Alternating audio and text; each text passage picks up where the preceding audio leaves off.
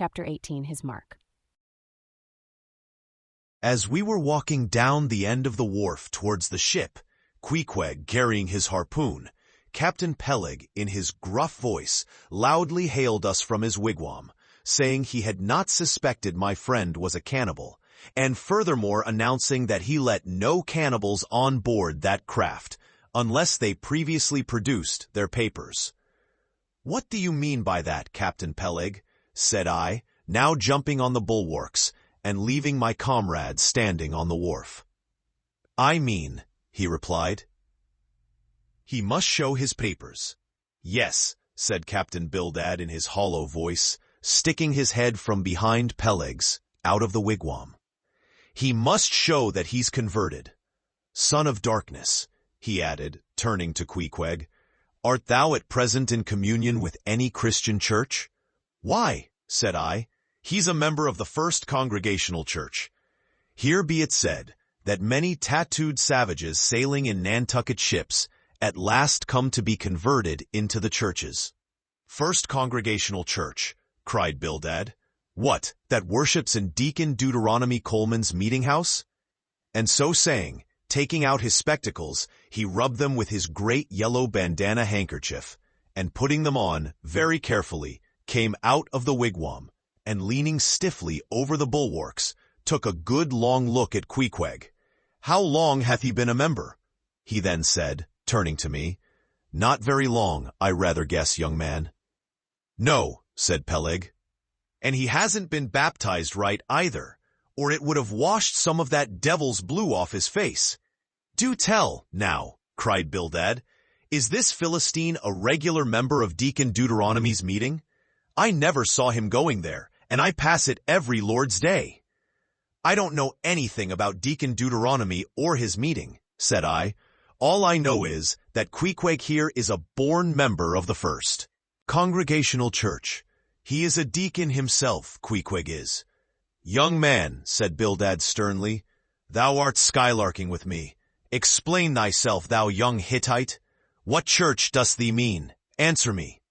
Finding myself thus hard pushed, I replied, "I mean, sir, the same ancient Catholic Church, to which you and I and Captain Peleg there, and Queequeg here, and all of us, and every mother's son and soul of us belong. The great and everlasting first congregation of this whole worshipping world. We all belong to that. Only some of us cherish some queer crotchets, no ways touching the grand belief. In that, we all join hands." "Splice, thou meanst splice hands," cried Peleg, drawing nearer. "Young man, you'd better ship for a missionary instead of a foremast hand. I never heard a better sermon.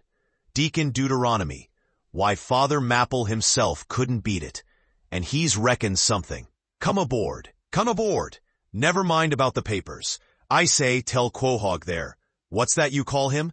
Tell Quohog to step along. By the great anchor, what a harpoon he's got there. Looks like good stuff that, and he handles it about right. I say, Quohog, or whatever your name is, did you ever stand in the head of a whaleboat? Did you ever strike a fish?"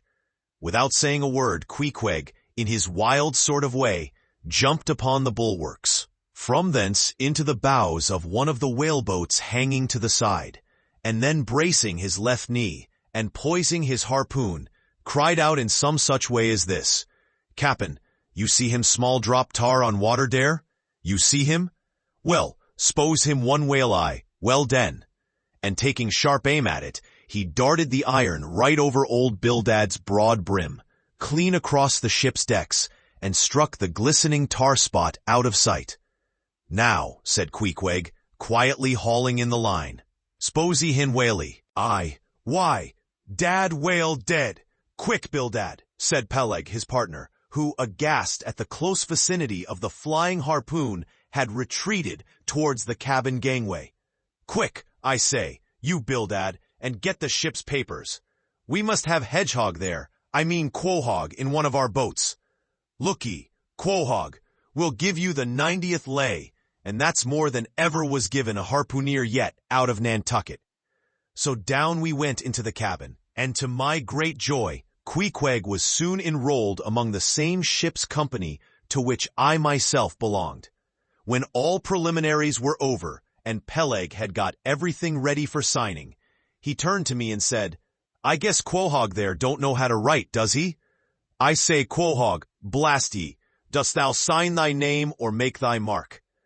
But at this question, Queequeg, who had twice or thrice before taken part in similar ceremonies, looked no ways abashed, but taking the offered pen, copied upon the paper in the proper place an exact counterpart of a queer round figure which was tattooed upon his arm, so that through Captain Peleg's obstinate mistake touching his appellative, it stood something like this: Queequeg, his X-mark.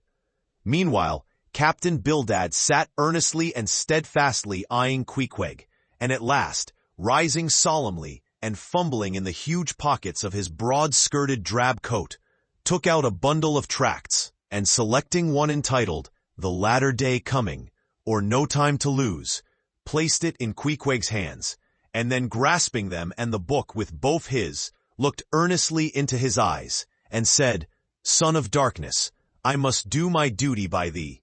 I am part owner of this ship, and feel concerned for the souls of all its crew. If thou still clingest to thy pagan ways, which I sadly fear, I beseech thee, remain not for aye a Belial bondsman. Spurn the idle bell and the hideous dragon, turn from the wrath to come. Mind thine eye, I say. Oh, goodness gracious!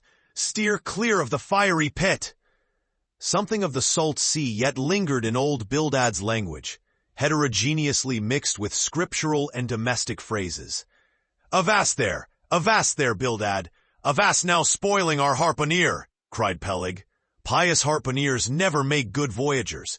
It takes the shark out of 'em. No harpooneer is worth a straw who ain't pretty sharkish. There was young Nat Swain, once the bravest boat-header out of all Nantucket and the Vineyard. He joined the meeting and never came to good. He got so frightened about his plaguey soul that he shrinked and sheered away from whales for fear of afterclaps, in case he got stove and went to Davy Jones. Peleg, said Bildad, lifting his eyes and hands. Thou thyself, as I myself, hast seen many a perilous time. Thou knowest, Peleg, what it is to have the fear of death. How then, canst thou prate in this ungodly guise? Thou beliest thine own heart, Peleg. Tell me, when this same Pequod here had her 3 masts overboard in that typhoon on Japan, that same voyage when thou went mate with Captain Ahab, didst thou not think of death and the judgment then? Hear him now, cried Peleg, marching across the cabin and thrusting his hands far down into his pockets. Hear him, all of ye. Think of that. When every moment we thought the ship would sink, death and the judgment then? What? With all 3 masts making such an everlasting thundering against the side, and every sea breaking over us, fore and aft. Think of death and the judgment then? No time to think about death then. Life was what Captain Ahab and I was thinking of, and how to save all hands, how to rig jury masts, how to get into the nearest port. That was what I was thinking of. Bildad said no more, but buttoning up his coat, stalked on deck, where we followed him. There he stood, very quietly, overlooking some sailmakers who were mending a topsail in the waist.